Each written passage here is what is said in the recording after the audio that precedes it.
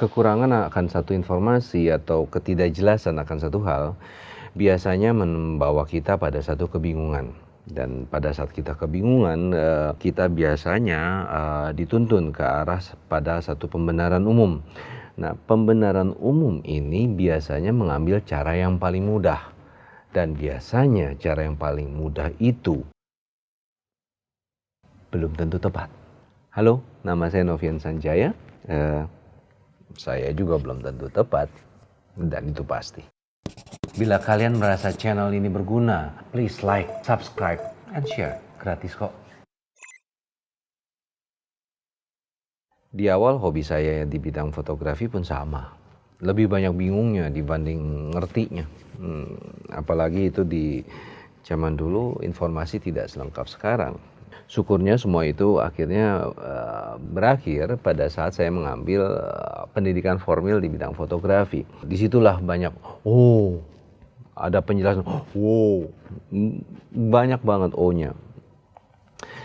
Coba bayangkan, kebingungan yang saya alami itu terjadi di awal era tahun 90-an. Di mana kamera kita tidak memiliki menu seperti sekarang. Boro-boro menu. LCD aja nggak ada. Semuanya very mechanical, very simple. Itu aja cukup bikin saya bingung. Apalagi di era digital yang kameranya lebih kompleks, lebih banyak fiturnya, lebih banyak pencetannya. Dan memang itu terbukti. Menurut saya di era digital itu era di mana paling amburadul untuk hal informasi. Segitu banyaknya misinformasi dan miskomunikasi, baik itu dari praktisi maupun dari produsen itu sendiri. Alasannya apa saya nggak tahu, saya nggak jelas juga. Mungkin jualan, I don't know. Mulai dari jenis sensor, kita mengenal ada CCD dan CMOS.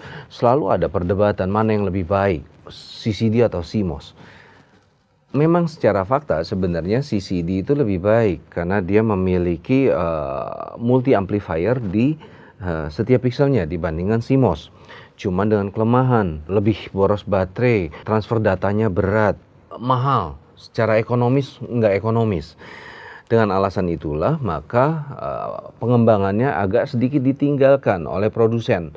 Dan akhirnya produsen pun lebih memilih CMOS untuk dikembangkan.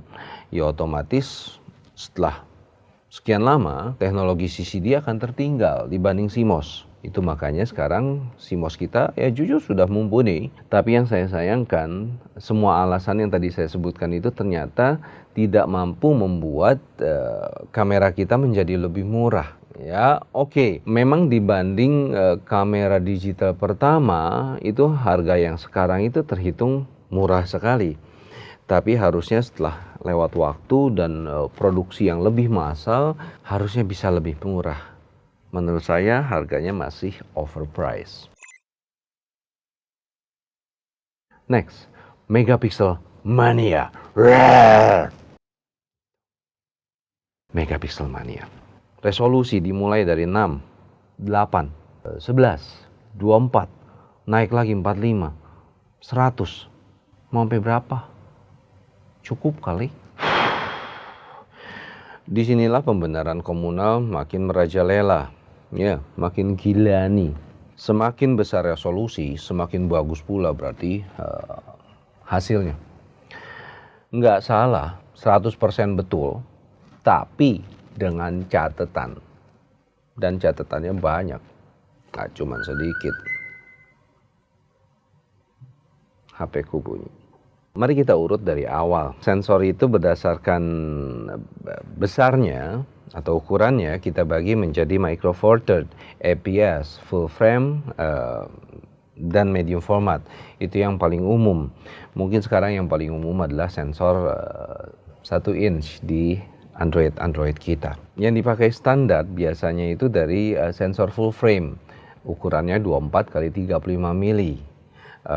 APS itu ukurannya 16 x 24 mm. Sedangkan micro four third ya cuma separuhnya dari full frame. Aturan jempol yang masih berlaku sampai sekarang, semakin besar sensor size kita, semakin bagus pula hasilnya. Ya, correct, 100%. Karena semakin besar sensor berarti semakin besar pula pikselnya. Dalam artian kemampuan menyerap cahayanya pun lebih baik, kesalahannya lebih sedikit. Sebagai contoh, bila kita memakai sensor full frame 20 megapiksel, itu hasilnya pasti lebih baik dibanding kita memakai sensor EPS dengan resolusi yang sama. Penggambarannya seperti ini. Kita anggap ruangan saya ini, ukurannya kecil 3x4. Kalau kita masukkan orang di sini 3 orang aja berbicara di sini, kita masih nyaman, AC-nya masih sejuk, kita nggak desak-desakan dibandingkan kalau kita masukkan 10 orang. Ya muat 10 orang di sini, tapi kita empet-empetan. AC-nya bakal panas, kita bakal keringetan, kalau ada yang kentut bakalan baunya luar biasa. Begitu pula dengan sensor kita. Ya sensor kecil bisa dimasukin puluhan megapiksel, tapi ya banyak kesalahan. Tapi pertanyaannya, kenapa kamera-kamera baru itu tiap tahun ganti model, resolusinya makin tinggi? Seakan-akan perlombaannya tuh nggak habis-habisnya. Saya juga bingung jujur. Apakah itu menjadi tuntutan market yang sampai sekarang ini masih tinggi? Saya juga nggak jelas. Tapi banyak sekali alasan yang saya dengar seperti ini. Biar bisa di crop. Jadi walaupun kita crop, resolusinya nggak berkurang banyak. Misalnya kita punya 45 megapiksel. Kalau kita crop separohnya, kita masih memiliki sekitar 22 megapiksel. Oke, setahu saya kita tukang foto ya, bukan tukang jagal. Ya apa gunanya lensa? Kalau apa-apa kita moto, kita mau crop aja. Memang benar untuk kasus-kasus tertentu itu bisa membantu, tapi sedikit sekali. Ada yang bilang juga, oh, lebih tajam bos. Enggak. Kelihatannya memang lebih tajam. Karena gini, kalau resolusinya gede, kita gedein di monitor ya gambarnya kelihatan gede. Jadi itu yang dibilang kelihatan tajam. Padahal kalau kita amati per pikselnya, enggak lebih tajam. Terus ada lagi yang bilang bisa digedein. Mau digedein segede berapa? Karena kita di praktisi yang sudah memulai di awal era digital, kita memakai resolusi kamera itu sekitar 6-11 megapiksel. Dan kita mencetak itu untuk ukuran billboard sampai 8x16 meter. Itu semua tergantung dari printingnya. Dan itu aman-aman aja, hasilnya bagus, brilliant. Lagi pula di era digital ini, di mana semua format komersial itu lebih banyak beralih ke digital format. Pemakaian printing skala besar ini udah makin berkurang. Banyak juga yang bilang kalau resolusinya makin tinggi berarti dynamic range-nya lebih tinggi pula. Sayangnya faktanya nggak seperti itu. Semakin besar setiap pikselnya, ukurannya dalam mikrometer biasanya, itu hasilnya pasti lebih bagus. Color depth-nya lebih tinggi, kontrasnya lebih baik, kemampuan kepekaan terhadap cahayanya lebih tinggi. Jadi ya menurut saya ini ngasih informasi yang amburadul. Karena saya bukan seorang ahli sensor, seorang teknisi yang membuat atau mengerti atau engineer yang memahami 100% tentang struktur teknis sensor. Saya mungkin yang paling gampang mengasih perbandingan seperti ini. Kita mengenal beberapa flagship dari kamera yang profesional. Bagaimana sebuah flagship dari brand tersebut, resolusinya bisa lebih rendah daripada second line dari brand tersebut. Logikanya nggak masuk. Gimana kamera yang lebih murah menghasilkan megapiksel lebih banyak, lebih bagus, dibanding kamera yang harganya hampir 2 kali lipat. Padahal mereknya sama loh. Apa mereka baik sekali berbagi pahala? Saya nggak yakin.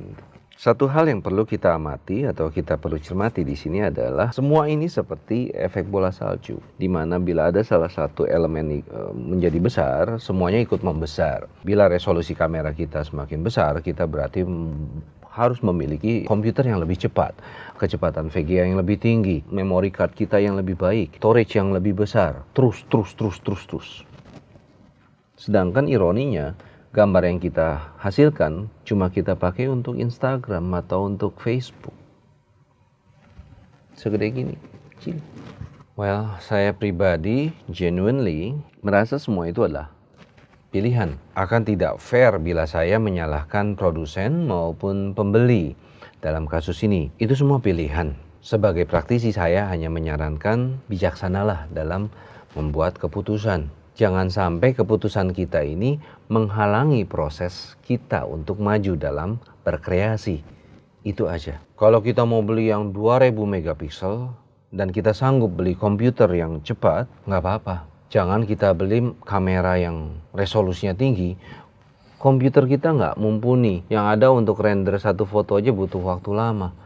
Itu udah membatasi kreativitas kita. Jangan sampai seperti itu. Sekali lagi, alat yang mahal biasanya memang betul kualitasnya lebih baik. Kebanyakan seperti itu ya, karena kalau nggak siapa yang mau beli. Tapi pertanyaannya, apakah alat yang mahal tersebut bisa membuat kita menjadi fotografer yang lebih hebat? Tanyakan pada rumput yang bergoyang. Carpe diem.